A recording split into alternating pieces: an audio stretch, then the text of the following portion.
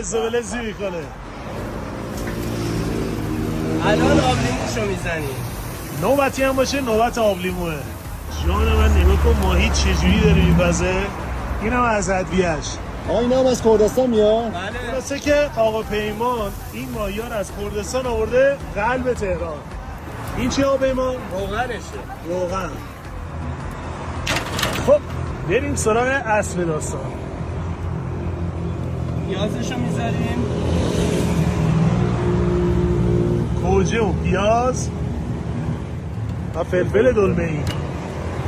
نمکشو میزنیم. دوباره میره رو منقل. این دیگه پخته دیگه. اینم ماهی کبابی دریاچه زریوار تو قلب تهران. انصافا خوردن داره این ماهی ها. بله.